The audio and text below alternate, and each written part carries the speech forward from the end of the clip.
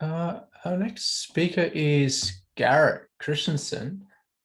Garrett has a PhD from Berkeley, which is where my wife went. So go Bears in economics. So a bit of a change in pace with this one. And Garrett's been very interested in sort of social sciences and transparency. There's a whole initiative at Berkeley that Garrett was associated with.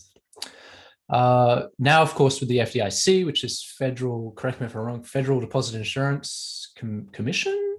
Corporation. Corporation, beg your pardon. And so, of course, these are just his own views and certainly not the FDIC's views. But thank you very much, Garrett. Can you hear me and see the slides? Yeah, it looks perfect. Okay, excellent. Hi, everybody. So today I'm presenting on adoption of open science practices is increasing, survey evidence on attitudes, norms, and behavior in the social sciences. This is joint work with Joel, Rebecca, me, Betsy, Nick, Zanan, Ted, David, and John Henry. Most of us are grad students or former grad students of Ted or Betsy, and we're economists and psychologists. And yeah, as Rowan said, this really doesn't represent the views of the FDIC.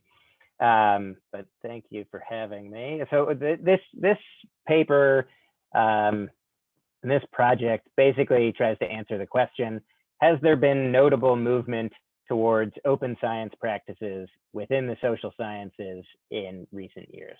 So let me define those terms precisely, since this whole conference is about open science. So we measure open science specifically in a few ways, or we measure it in a few ways. We'll talk about data sharing. So sharing the data and code from a published article, instrument or protocol sharing. So, survey sharing the survey and the methods you use precisely, and then pre-registering hypotheses. So a pre-analysis plan, like what Jake was talking about. And so most of the results I'm going to show are from the first and third of these, data sharing and pre-registering your hypotheses. The goals from this previous surveys on just are people doing open science?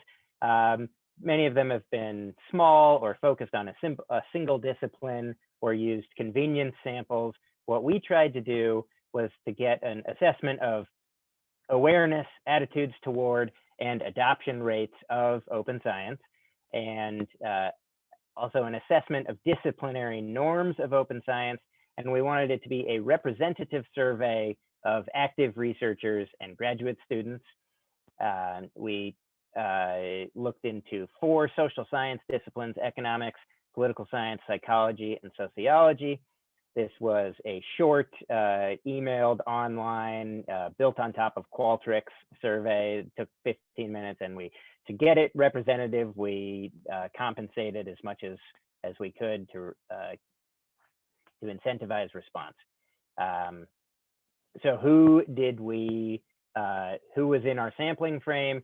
We invited published authors. So we scraped journal websites for all individuals with at least one publication between 2014 and 2016 in the top 10 journals from each of those 4 disciplines. We also invited PhD students by scraping the top 20 North American doctoral program websites. At the time they all had student names. So we look at their PhD students. We did that in fall 2017. So that gives us a universe of over 70,000 people from these published authors and PhD students. And then we did a small pilot, and based on the results of our pilot and previous survey response rates, we did power calculations to determine our sample size. All our hypotheses were pre-registered on the open science framework, and we then invited our randomly selected sample. So we have 2 waves of this survey. The first was in 2018. We invited about 3,000 of the published authors via email with a subject line that was $75 for a 15-minute survey, A small subset, 20% of each group's got a higher incentive rate, just randomly to see whether we could get a better response rate. But basically, they said $75 for a 15-minute survey, or we invited also about 3,000 PhD students, again via email, subject line, $25 or $40 for a 15-minute survey. We did another wave in 2020 where we re-invited everyone from the first wave plus 400 new, previously unsampled, but from the same population, we added 400. And after the first wave, we discovered that really this increased incentive had no significant effect. So we just went with the standard lower incentives. Before I show you, I would be curious, I'd love for people to put in their, just enter in the chat box if you would. What response rate would you expect from this sort of, with this response, with this population that you're sampling from, and with these sorts of incentives, what response rate would you expect? Which discipline might you guess had the highest response rate? And unfortunately, I can't see the chat box anymore. So anyway, that's a bummer. But if somebody could, I'd just be curious to get people's priors about what you might expect from this. That's unfortunate. I can't see what you're entering. So that's. You want one of us to read out the answers from the chat? That would be great. I'd be happy to just a few. Yeah, so we got one guess of less than 10%, 7%, 5%, and then one said higher response rate by students, approximately 25%. Then we have a 10% with higher for students, 20% at best, 5% higher for students, and 20% almost no professors. Low response rate for economists. Okay, excellent. I see the chat window now. I figured that out. Thank you very much. I love Jake. Excellent guess. Economics lowest response rate. I appreciate that. Here are the actual results. So we see, so overall, we have a 53% response rate. That is defined such that that is at least one response across both waves. So wave 2 being in 2020, we did get a lower response rate in 2020. I think that's understandable given the world circumstances, but across the two waves, combining at least one response, from an individual, and all disciplines are over 40%, closer to 50%. We do see students do respond at a higher rate than professors. That's the triangle in each discipline. I will discuss briefly the one anomaly here is psychology published authors. We're pretty sure that is because there's a lot of practicing clinical psychologists that maybe lab staff maybe don't consider themselves quite as much of a social scientist for whatever reason, or lab staff who aren't quite as involved in the academic publishing side. That may, I think that sort of explains that low response rate in psychology. But generally, we think these rates are pretty high. We were pretty happy with this. So 53% responded in at least one wave. So that's over 3,000, just over half of which are PhD students. That cost us about $50 per respondent. And so we found that after this wave 1, where we had the bifurcated, the 2 response levels, that basically, like, of course, you could spend more money if you wanted to, but this seems sort of like an upper limit on getting a response rate from academics.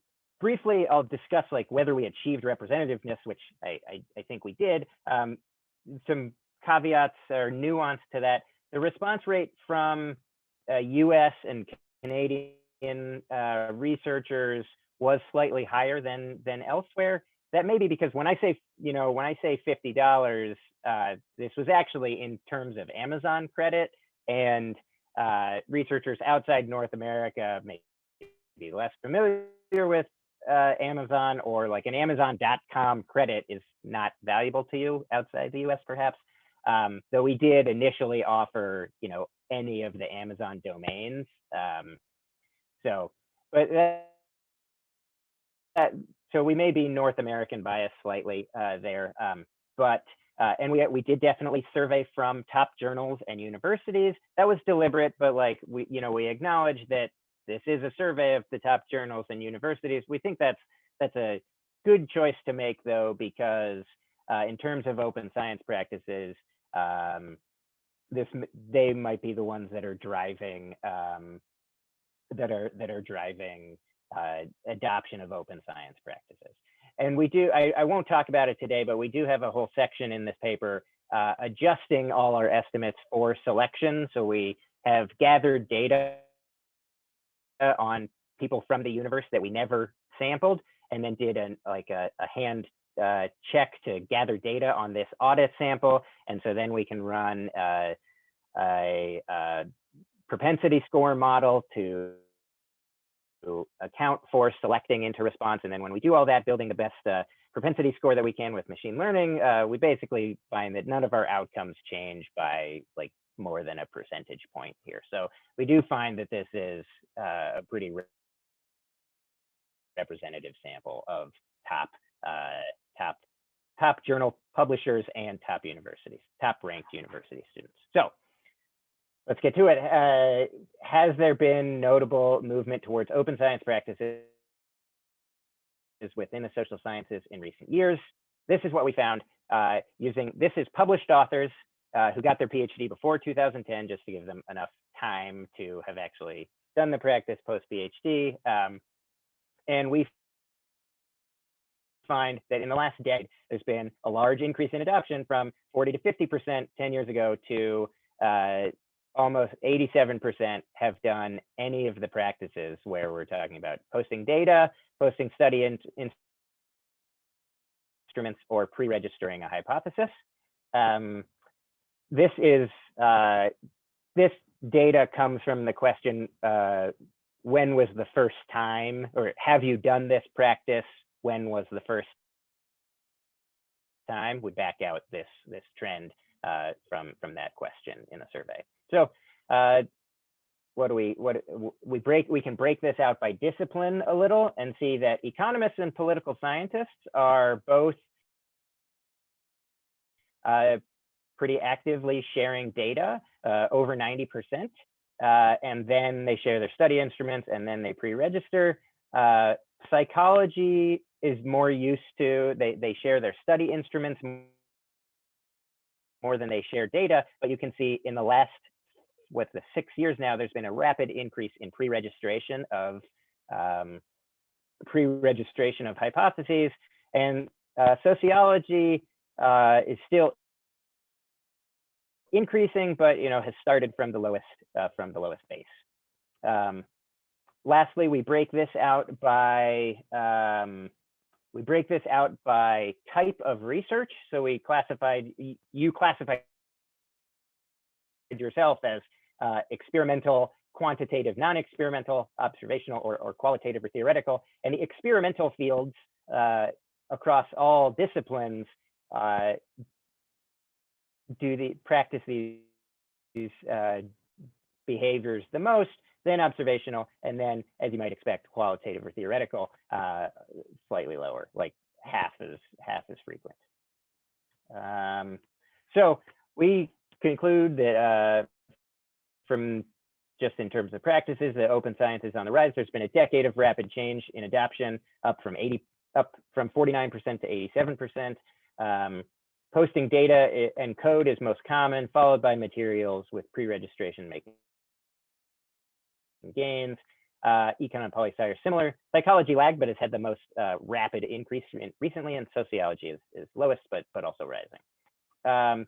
If you could see on the previous picture, I put in some institutional changes, like the AEA registry Center for Open Science starting, the Open Science Framework, journal requirements. So these increases are simultaneous, with these changes, and we don't really yet say whether one causes the other, but they do happen, sensibly around the same time, where these institutional changes and personal behavioral changes. So in addition to behavior, we asked questions about awareness, attitudes, and behavior. So some of the survey questions, what I'm showing you is sort of pre-specified indices of all these questions that we asked. But we asked, a battery of questions about awareness, like, have you ever heard of the practice of publicly posting data and code online for a completed study? And that I'll skip over that awareness, because that was just universally high. Like, people, yes, I've heard about posting data. More interesting, attitudes. So an example question is, to what extent do you believe that publicly posting data and code online is important for progress in your discipline, in political science? And then think about the last empirical paper you published. Have you publicly posted the data or code online for that paper? So we want to get it at your attitude and your behavior. And let's compare those two, behavior and attitudes.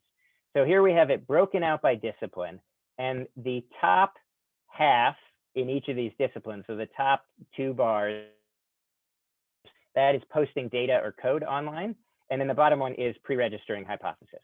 And then within each of those, the black is the behavior and the green is the attitudes or opinions. So what we see universally here is that posting data and code is more practiced and more popular than pre-registering hypotheses. But in every single one of these, the opinions are more favorable than behavior. So here, just for example, the green, so that's on a Likert scale, the very much in favor, dark green, and the light green, moderately in favor. That's over 95% of economists are at least moderately in favor of posting data. And then based on our index of behavior, 80% are following through on it. Very similar in political science. Psychology, 75% are in favor of posting data, maybe 60% are actually following through on it. And you see that for every single discipline, that economic, every single discipline has more approving opinions than behavior. Behavior is sort of lagging. And the same goes for pre-registering. So basically, when we look at attitudes and behavior, we say awareness is high just universally. Attitudes are positive across all discipline, but behavior lags. So when we ask about your last article, or another question in that index was, do you teach your students to do this? The behavior falls behind your positive attitudes about it. And even in the discipline with the lowest adoption and behavioral rates, attitudes are fairly good. So posting data in sociology, 75%, pre-registering hypotheses, maybe 40% are in favor of this in sociology, and that's the lowest of the disciplines. So lastly, we can try and say some interesting things about norms. So are scholars aware of the average levels of support for open science, and what are the perceived norms of open science in each discipline? So there's we ask questions to get at perceived descriptive norms, which is just, what do you think researchers in your field are doing? So the question was, in your estimation, what % of researchers across the discipline of your discipline publicly post data or code online? And this was a simple 0 to 100. And I'd love to see people's guesses here. If I were to ask you this question right now, what percentage of researchers across your discipline publicly post data or code online. I'll give people a second to just 50, 10 to 15, really low, 50, 60.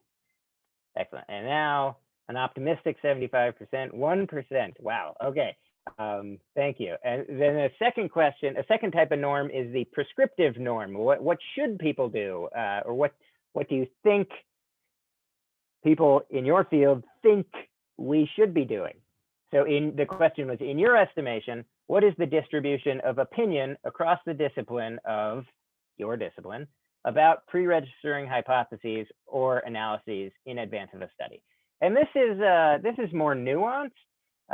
So we didn't ask 0 to 100, and so it'll be harder to get your feedback right now. But this we broke into quintiles, and we asked you for the distribution to say, like, yeah, like, just instead of coming up with one single number for some people hate this and some people love this, just give us the distribution of opinion from very much in favor to not at all in favor. So I would say in your discipline, now I just asked you about what do people do, but let's say, what do you think? And okay, I've also changed the question, the behavior, the topic here is pre-registering hypotheses. So I'm curious, try to simplify this distribution to say, what percentage of your field, what do they think, what percentage is at least moderately in favor of pre-registering hypotheses in your discipline? If I could get some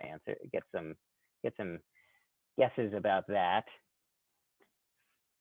75, 20, 50 people who are at least moderately in favor of pre-registering hypotheses in advance of a study. All right. So I'm seeing a wide range of answers there, which is really interesting. Thank you for guessing ahead of time. So here is what we find. This is comparing perceived norms versus actual opinions and behavior. So again, we've got the same color scheme, the watermelon color scheme here. And the top is now, this is all disciplines combined, but we have perceptions of the field and actual reports from the field, and then behavior and opinion again. So when we ask you, these top two are when we ask you, what do you think, what is your perception of the field? What are people doing in terms of posting data or code online? Let's say 30%. That's pretty low. So people say, oh, only 30% of people are sharing data. And then, but basically, based on us having asked you what you do, it's more like 70% are actually sharing data. And then when we ask about approval, people guess only 50% of researchers want to share data, think we ought to do that. But then actually it's much higher. So it's actually 85, 90% have a positive opinion about posting data or code. Same goes, again lower, but the same pattern happens with pre-registering hypotheses. That here we've got, so the top black line is perceptions of the field, but then actual reports in terms of behavior, and then again in terms of opinion. So what does that mean? That people are underestimating both the opinions about and the behavior of both of these practices.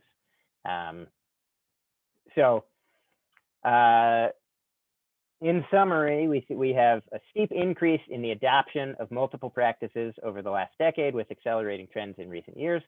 We've got attitudes toward open science practices are on average positive across all fields, and they are similar between older and younger scholars. I didn't really break that out between PhDs, between authors and PhD students, but the results were similar, and then sort of summarizing this last slide was that most scholars actually underestimate the positive inclination toward and the rate of adoption of open science practices.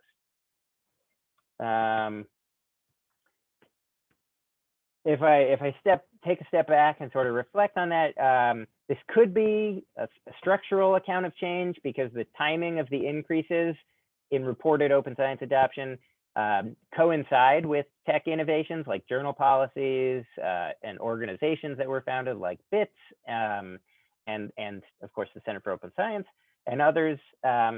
Or this could have been a network bottom up or network account of change. We don't really have much to say about that, but we plan to by exploring the network of authors in the data set. Hopefully we can say more about that in the future. And the takeaway from that last figure seems to say that maybe there's room for more intervention because there seems to be latent support for open science, which could mean that more technological or policy interventions, outreach, those things could further boost adoption because we're underestimating how much people do it and how much people approve of it. So that is all. Thanks to the many people at BITS who supported this, and to the anonymous donor, and to Agathon who helped us build the survey interface on top of Qualtrics. And that's it. And thank you very much. I would love if there's. Thanks, Garrett. That was just feedback. fascinating. There's a couple of questions. I'd like to bring in Wijdan. Sometimes these question and answer periods get dominated by the professors. So Wijdan's an undergraduate. Wijdan, did you want to just ask your question? I see it in text. Should I read it? Oh, sorry. Yeah, right. I'll just read it out. So Wijdan says, have you noticed any trends in perceptions towards conducting and publishing replication or reproduction studies? That would have been. I don't think we asked replication. That would have been. Unfortunately, I mean, we tried to keep it really short, and unfortunately, I don't think we asked about that. That is clearly another open science practice that would have been great to see the changes with. To me, that might have been more. I mean, in certain fields, that makes a lot more sense than sharing protocols and materials. But I think in some disciplines, sharing your protocols is the way to be reproducible. So I do think that has value, but unfortunately, I don't think we asked about replication. That's a great question, though. And Chris Smith says, do you think you had some self-selection bias in your survey results in terms of those who are more supportive, more open to a survey about it? And is also interested in if you had an age distribution in the respondents. Okay, so I'm not sure that we have controlled for age. I could look at the table, but yeah, so many of the we wrote this paper, and the results are written up from after wave one. That's publicly available. I'll post the link in a second to the first draft of this paper that we wrote up after wave one. And just like Chris, many of the reviewers had the concerns about self-selection into the response. And I tried to mention this, but that we've now sort of carefully accounted for that based on by going and ourselves gathering data on the practices and sort of the demographics of people who are in the population, but were never sampled into the And so then we have like the non-sampled, the respondents and the non-respondents. And then we first of all, we check, okay, is there selection into response? There is a small amount of selection into response in terms of having pre-registered a hypothesis, there's not even selection to begin with into the sharing data or any of the practices averaged together. But so then once you just measure that, we then build a propensity score model and do this ensemble machine learning method to build the best propensity score model, and then do sampling weights with Hajek probability sampling weights to do the best that we can to account for that bit of selection. And so we do have to assume that controlling for the observables, that after controlling for the observables, there's no more sort of selection into outcomes in the survey. But when we do that, first of all, we find like that the model I think fits pretty well, and that then when we do account for that, the ultimate outcomes change by a percentage point at most. So we've tried to do as best we can to account for the selection into the survey. Chris says, thanks very much. Makes sense. Amy, can we take yours on notice? Is that okay? Okay. So we'll just say thank you very much to Garrett. I was such a surprising presentation. It was some very surprising results. So thank you very much, and looking forward to reading the papers, or if there's any preprints or anything that you could add, that would be excellent. But thanks very much for presenting. Yeah, I'll share the existing preprint link right now. Thank you very much. Thanks very much.